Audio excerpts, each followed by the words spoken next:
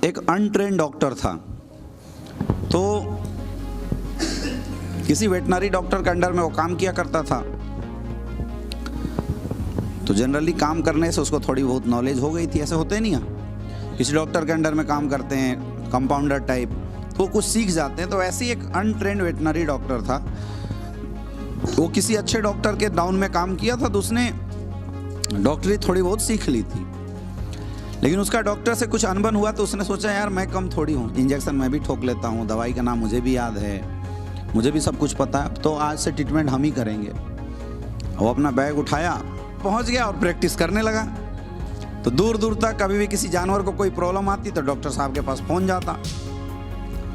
तो डॉक्टर साहब का नाम अच्छा खासा हो गया। एक बार ऐसी रात को डॉक्टर साहब सोए हुए थे, तो एकाएक किसी ने फ़ोन किया, डॉक्टर साहब जल्दी आइए हमारे घर में, भैंस बीमार है। डॉक्टर साहब ने फटाफट अपना सूटकेस तैयार किया, अपने गाड़ी पे लोड किया और फटाफट पहुंच गए। तो जब डॉक्टर साहब वहाँ पहुँचे तो देखे कि भैंस का जो पेट है वो बड़ा सा एकदम फूला हुआ है और भैंस प्रेग्नेंट थी।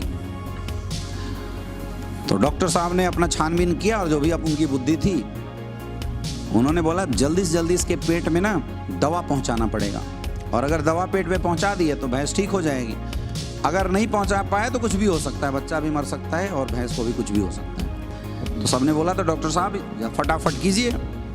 तो डॉक्टर साहब ने अपनी जो भी था वो आटा वगैरह लिया और उसमें अपना कैप्सूल वैप्सूल मिला के और डाल के बोला लो भैंस को खिला दो।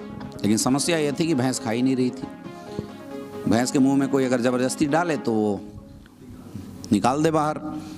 तो डॉक्टर साहब ने फिर अपनी बुद्धि लगाई, उन्होंने बोला 4 लोगों को बुलाओ, रस्सी बांधो और भैंस को पटक दो। तो 4 लोगों को बुलाया गया, लोग पकड़े और भैंस को पैर और फोल्ड करके लेटा दिए।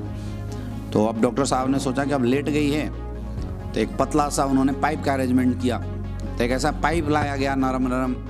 तो डॉक्टर साहब ने बोला इसकी मुंह फाड़ दो, और सारा पाइप घुसेड़ दिया गया उसके मुंह के अंदर, पेट के अंदर। तो अब डॉक्टर साहब ये सोचे कि अब दवा डालेंगे तो सीधे पेट में डिलीवर हो जाएगा, तो हमारा काम आसान हो जाएगा। तो उन्होंने दवा डाला, लेकिन भैंस निकले ही ना। अगर भैंस निकले ही नहीं तो दवा जाएगा कैसे? तो दवा जा ही नहीं रहा था। तो डॉक्टर साहब ने बोला यार ऐसी बात है, मैं ऐसा करता हूँ, दवा तो है ही पाइप में, मैं इधर से फूंक मार देता हूँ, दवा उधर गिर जाएगा। उन्होंने अपनी बुद्धि लगाई। अब डॉक्टर साहब दवा डाल के मुंह में पाइप लेके जैसी फूंक करने वाले थे, फूंक मारने वाले थे, भैंस ने उल्टा फूंक मार दिया।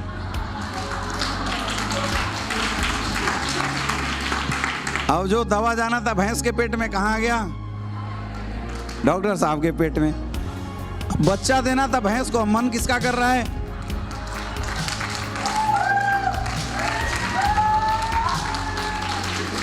तो हम में से भी बहुत सारे ऐसे अनट्रेंड नेटवर्कर होते हैं जो बिना सीखे मार्केट में फोल्डर लेके पहुंच जाते हैं और लोगों को समझाना शुरू कर देते हैं। अब लोग जो हैं उल्टी फूंक मार के उनको वापस भेज देते हैं।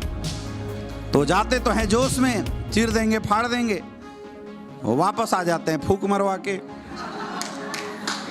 अब ऐसे लोगों को अपलाइन फ़ोन करे, अच्छा शुरू में रहेंगे बड़े मोटिवेट, सर जान लगा देंगे, ये कर देंगे, लेकिन जैसे कोई भैंस फूंक मार के वापस भेजती है, अब घर आएंगे तो number you have dial is switch off. 80% लोगों का नेटवर्किंग कैरियर तो ऐसे ही खत्म हो जाता है ना। वो जाते हैं फूंक मारने, उल्टा फूंक मारवा के वापस, क्योंकि वो सीखे नहीं होते। ऐसा क्यों होता है कि वो सीखे नहीं होते, दे आर अनट्रेन्ड पर्सन।